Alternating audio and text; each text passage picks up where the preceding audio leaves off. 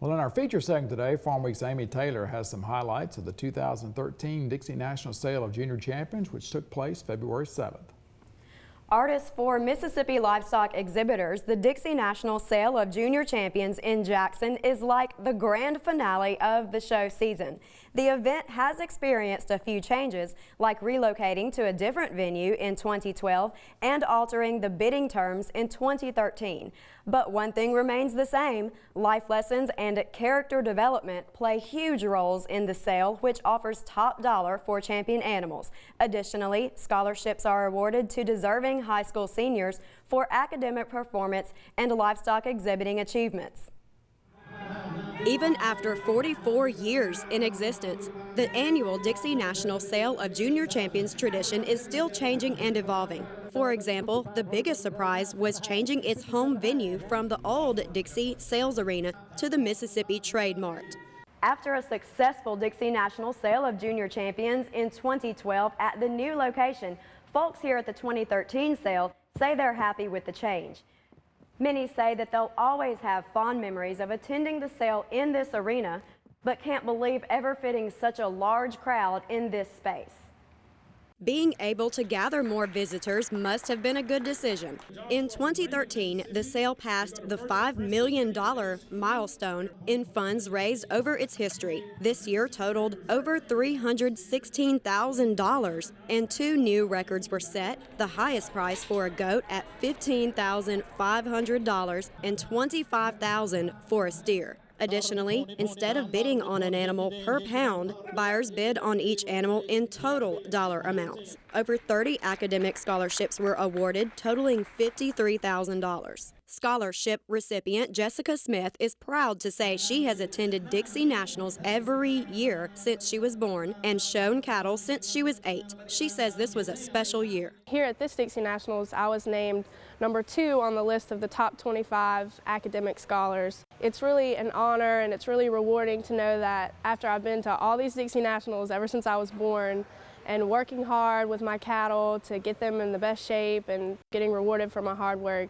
is really neat. I'm not really sure of what I want to do as far as a career goes. Definitely something in agriculture, because it's been a part of my life ever since I was born, and it's something that I love to do, and it's my passion.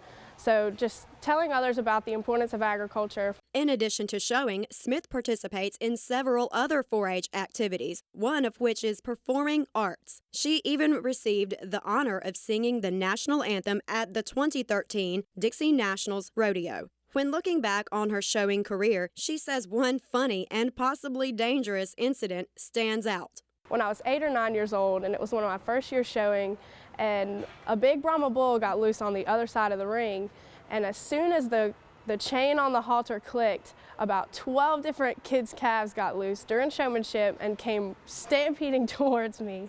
Luckily, someone reached over the fence and grabbed my heifer before it got loose from me, but that's a memory I'll never forget. Smith plans to attend Pearl River Community College, then Mississippi State University, to major in agricultural business. Bailey Turbeville of Madison County says she's been rewarded this year not only from having 3 goats in the sale, but from life lessons that will stay with her. I've just learned like responsibility and respect and leadership. My parents and my sister, we all have to be on the same page. It's not going to work if we're not on the same page with everything. We have to communicate with each other and know what has to be done, or it's not going to get done. We have to wash our goats and clip their feet and work with them every day. And when it gets cold, we have to put a tarp up across the back of their pen so the wind doesn't blow in and they don't get cold.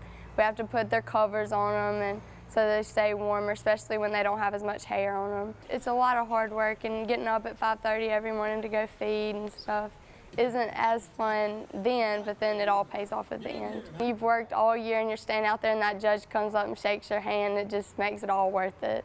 Additionally, Turbeville comments on what it's like explaining to her school friends the concept of showing market goats, such as judging their muscle mass and conformation. They don't have a clue about anything. I mean, I try to inform them and stuff, but they care and they just don't get it. They don't understand how big of a deal it is. They're just wondering, like, a goat, like, why a goat? And so, I mean, They don't understand that, they just think it's a regular old brush goat and that eating a tin can or something, but it's not like that. And I mean, they've realized now, like I've showed them pictures and stuff, so they see now like what it really is. Turbeville says she enjoys this experience because it brings her family closer together. Beef Cattle Premier Exhibitor Scholarship recipient Claylee Chisholm explains why showmanship is her favorite show category. You might not have an animal that can go out and win its class or get grand or reserve, but no matter what the animal looks like really, as long as you stay at home and you work with it, you can make a good showman. In addition, Chisholm says one of her greatest accomplishments was winning first place in 17-year-old showmanship out of about 40 people. She adds that showmanship often involves developing your own personal style in the show ring. I like to have good posture in showmanship. A lot of people will bend over and get closer to their cattle when I like to stand farther away and stand up straight and really show off my animal. Additionally, Chisholm says a truly great showman always maintains respectable, sportsmanlike conduct and appropriate behavior. People are going to see you if you walk out of the ring and, hit your cow or, get real upset and stomp your foot. But, it's important just as much to be a graceful loser as it is to be a graceful winner. Because if you come outside the ring and you're boasting and bragging, people aren't going to react well to that. Chisholm says this year was bittersweet since it's her last year to show. To obtain such strong support for the livestock show and sale of champions, committee member Chris Glick says it's nearly a year-long effort. It's something that I just have grudgingly learned to do for this very important cause. It's hard for me to ask for money, but we use corporations and individuals. Many of the corporations are from the areas where the kids are from that are showing it, and there are some city folks that also get involved because of the value of the project.